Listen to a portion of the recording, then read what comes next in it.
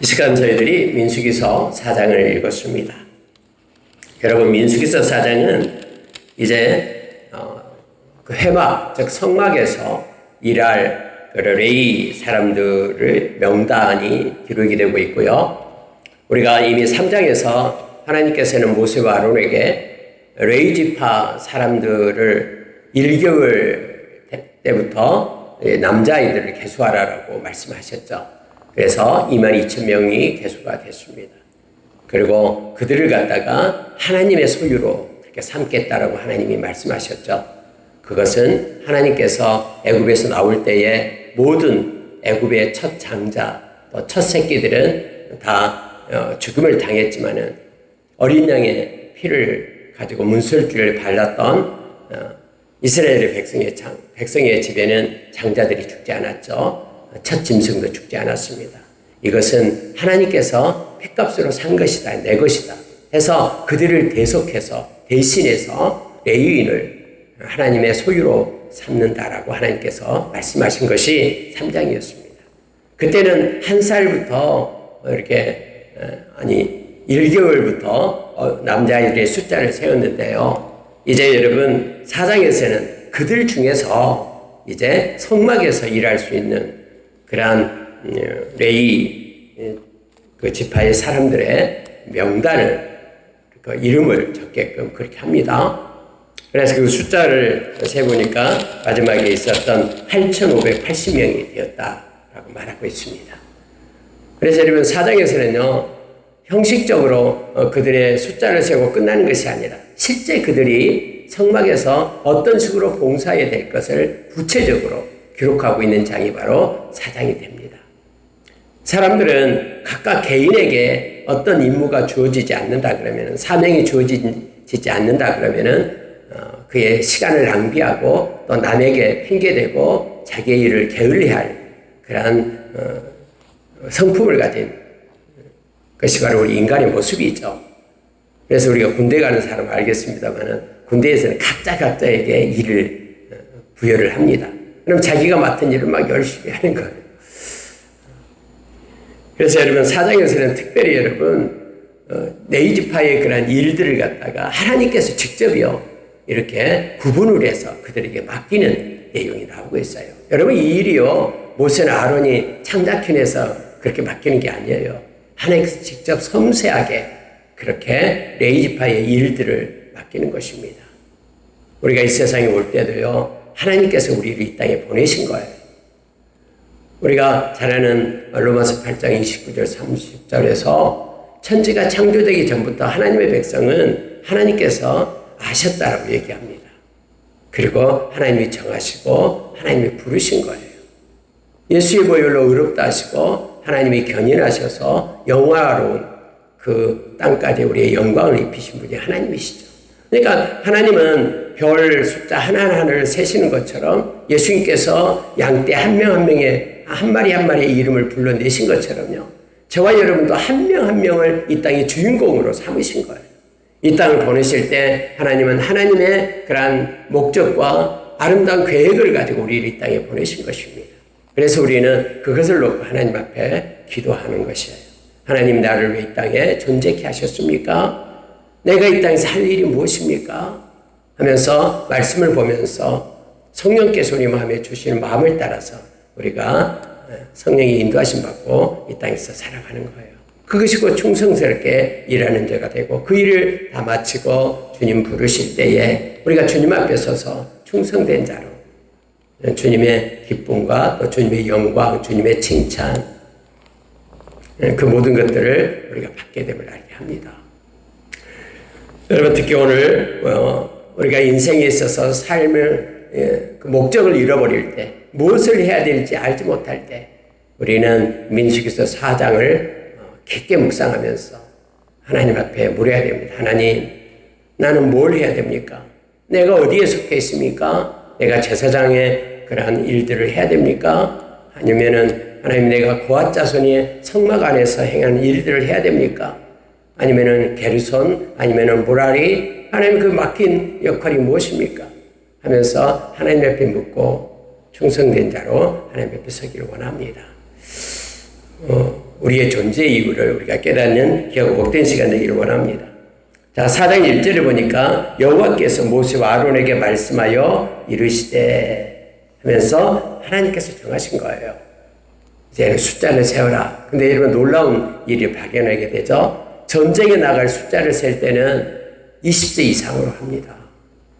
근데 여러분 성막에서 일하는 사람의 그 나이는요 30세부터예요. 그러니까 30세부터 50세까지를 딱 정해놓은 겁니다. 20년간요. 그러면 50세가 넘어가고 그러면 30세가 되지 않는 그런 네이지파 사람들은 군대도 안 가고 그럼 뭐합니까? 20세 그 팔팔한 젊은이들이 왜 성전에서 일을 못하게 합니까? 성막에서 일을 못하게 합니까? 라고 우리의 생각으로는 우리가 말할 수 있잖아요. 근데 여러분 이것은요 하나님이 그렇게 정하신 거예요. 20세 팔팔한 그런 사람이 전쟁에 나가서는 열심히 하라고 전쟁 그 군사 일반 백성을 이렇게 인구를 셀 때는 20세 이상으로 셌어요. 근데 성막에서 일할 때는요 우리의 힘뿐만 아니라 열정으로만 할 수 없다라는 것을 성경은 가르쳐 주는 거예요. 그럼 20세부터 30세 사이는 뭐 할까? 그들은 배우는 사람들이에요. 성막에 나가서 행하는 것이 아니라 이제 그들의 그 선배들을 그들의 그러한 그 먼저 앞서간 그러한 선진들 그들이 그 성막에서 행하는 모든 일들을 그들이 배우고 있다가 30세가 되었을 때 이제 자기의 혈기가 좀 꺾이고 또 능숙한 그러한 삶의 그러한 경험이 있고 또 하나님에 대한 경외한 마음이 그렇게 가득 찼을 때 30세부터 50세까지 일을 하게 됩니다. 아니 50세 넘어간 사람들은 뭐 어떻게 합니까? 은퇴를 하는 거예요. 그리고 이제 제사장 네이지파에 그런 속해 있으면서요 성전에서 나오는 걸 가지고 먹고는 살아요. 그렇지만은 50세 이상이 넘어가면은 이제 그 기력이 해서 실수할까 봐 하나님의 그 성막에 사는 일은요 다 조심해야 되거든요. 만지지도 말아야 되고요 보지도 말아야 됩니다. 그것은 하나님에 대한 경외한 마음이 없으면요 금방 소홀해져요. 사람들은 조금만 한 달만 지나도 좀 친숙하다고 익숙해졌다고 함부로 우리가 하잖아요. 그리고 그러므로 실수를 하잖아요. 근데 성막에서는 여러분 20년간 그러니까 30세에서 50세까지만 성막에서 일을 하는데요 가장 최고의 능력과 힘을 가지고 그리고 경험을 가지고 하나님을 경외하는 마음으로 그렇게 일을 하게끔 보이지 않는 하나님을 마치 보는 것처럼 일을 하게끔 하기 위하여 30세부터 50세까지 하나님이 직접 그렇게 말씀하신 거예요. 그들의 수를 세라. 네, 여러분 숫자를 세는데요 레위 자손이 세 개의 가문이 있었죠. 먼저는 여러분 게르손, 고핫, 무라리 이 순서예요. 먼저 그 레위의 장자가 게르손이었거든요. 근데 여러분 4장에서는요 이 순서대로 행하는 것이 아니에요. 그 직무의 중요성부터 먼저 하는 거예요. 그래서 고핫 자손이 먼저 나온 거예요. 고핫 가문이. 그래서 고핫 자손을 먼저 세라. 그리고 게르손, 무라리 이런 순서로 세게끔 해요. 왜냐하면 고핫 자손은 성막 안에서 일을 해야 되기 때문에 그래요. 성막 안에 있는 또 지성소에 있는 그 모든 것들을 옮기고 또 놓고 하는 일을 이 고핫 자손이 하는 거거든요. 그리고 나서 이제 게르손 자손들은 이제 그 천막 그리고 그 있던 기둥들 이런 것들 그리고 무라리 자손도 마찬가지고 바깥에 뜰 휘장 이런 것들을 나르게끔 그렇게 되어 있었죠.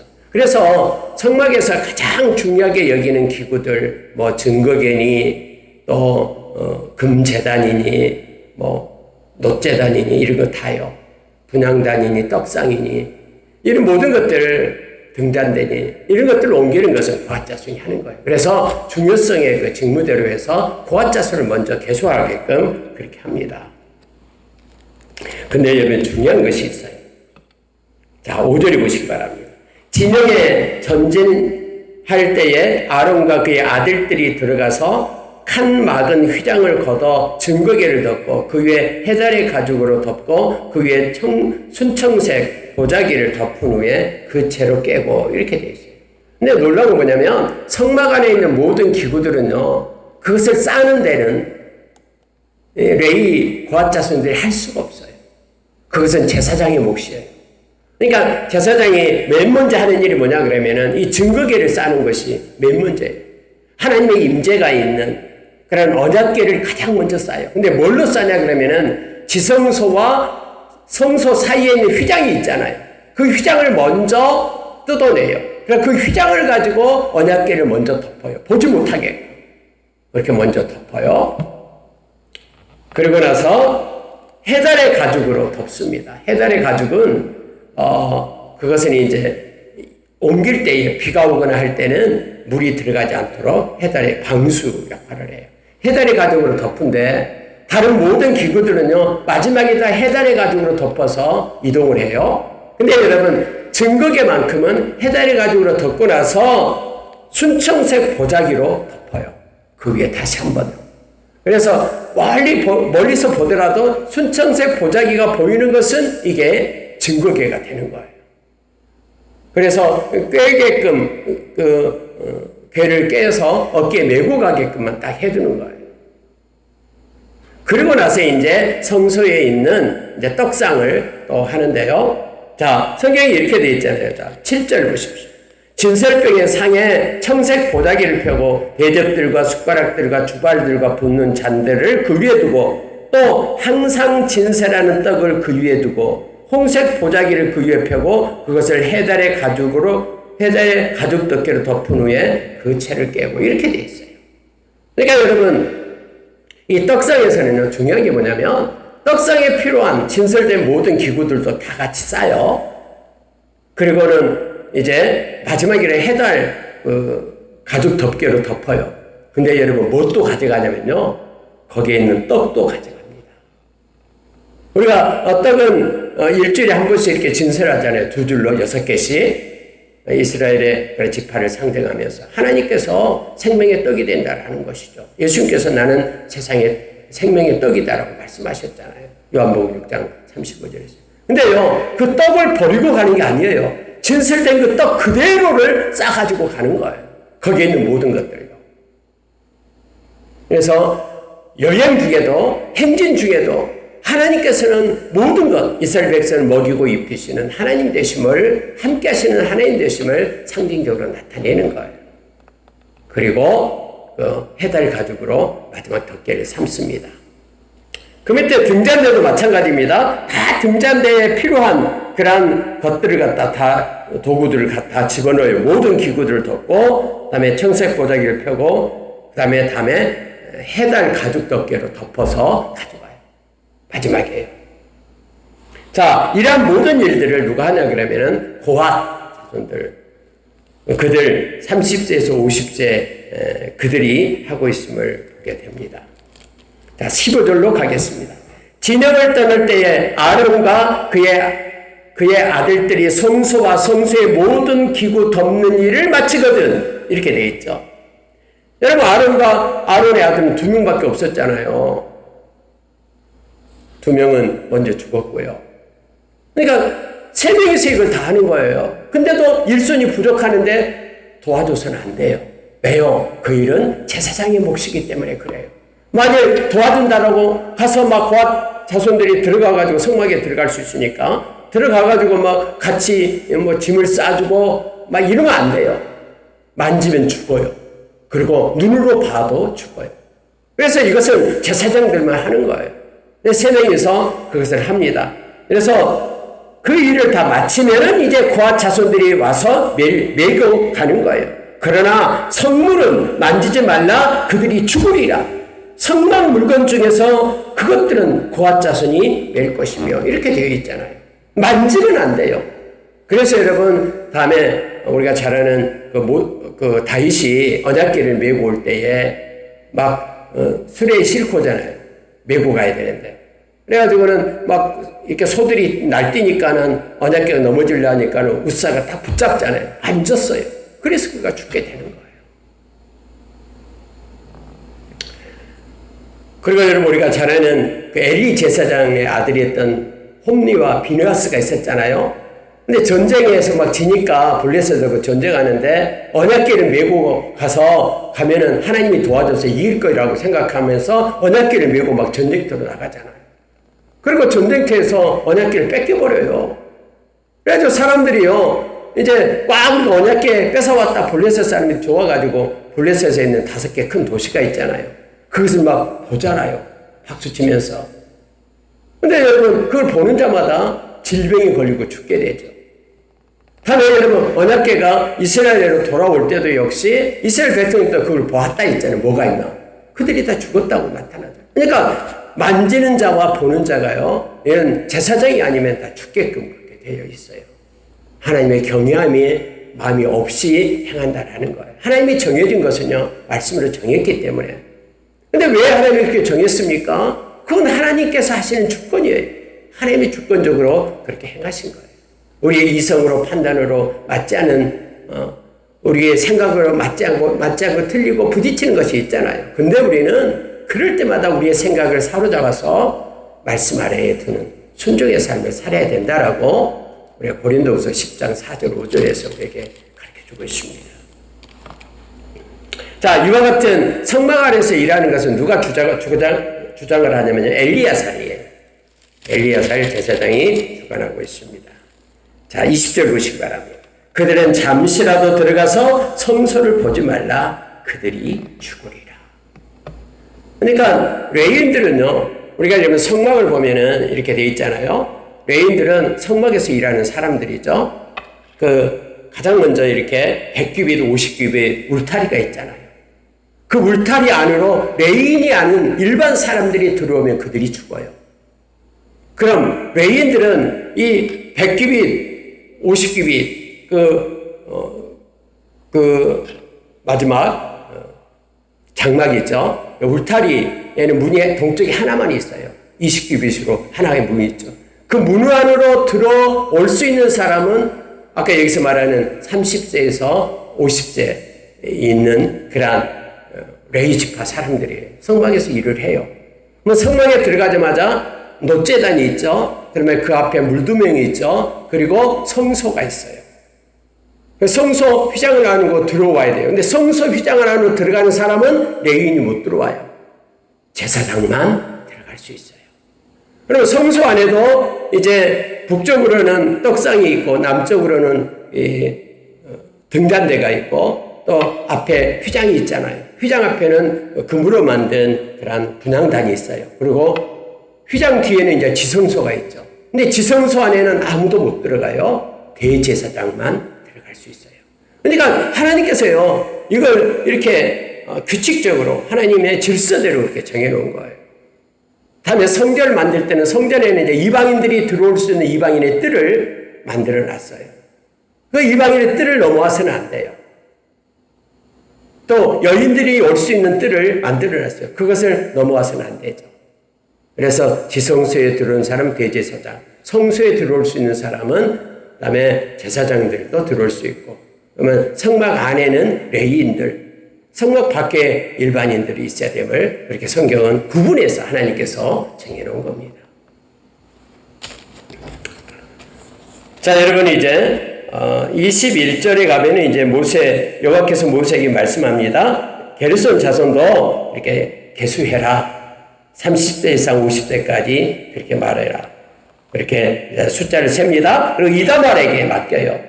그리고 므라리 자손도 이다말이 해요. 그러니까 성막 안에 있는 것만 앞에서 말했던 엘리야살 제사장이 주관을 하고 나머지 모든 것은 이다말 제사장이 이렇게 주관을 하게 됩니다.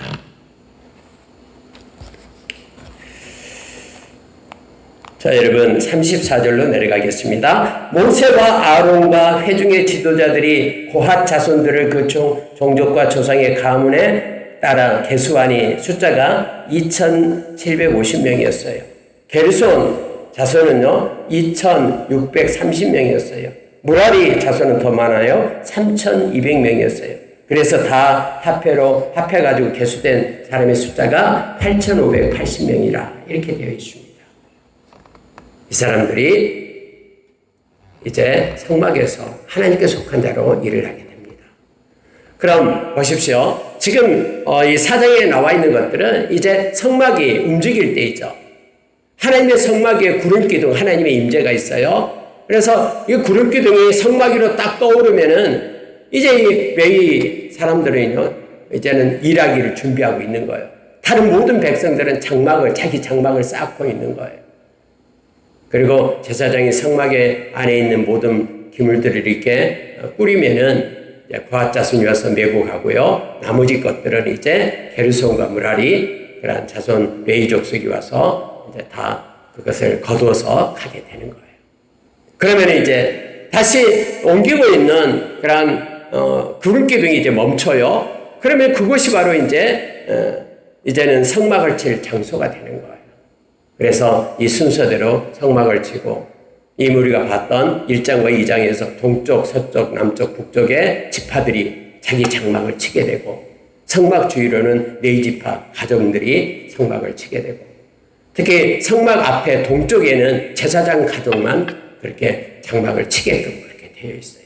그러니까 여러분, 이게요, 너무너무나 섬세한 그런 하나님의 계획표예요. 사람이 만들지 않는 하나님께서 만드는 그런 표대로 하게 됩니다. 가장 먼저 그런 유다 지파가 먼저 행진을 하고요. 이런 식으로 순서대로 정해진 대로 행진을 하게 됩니다. 말씀을 마치겠습니다. 49절 보시기 바랍니다. 그들이 할 일과 짐을 매는 일을 따라 모세에게 계수되었을 때 여호와께서 모세에게 명령하신 대로 그들이 계수되었더라. 이렇게 되어 있습니다. 하나님께서 명령하시고 모세는 하나님이 말씀하신 것에 토를 달지 않고 그대로 순종하며 그렇게 일을 이루어 나갔던 모세의 모습을 말씀에서 다시 봅니다. 온유한 자는 말씀에 길들여진 자입니다.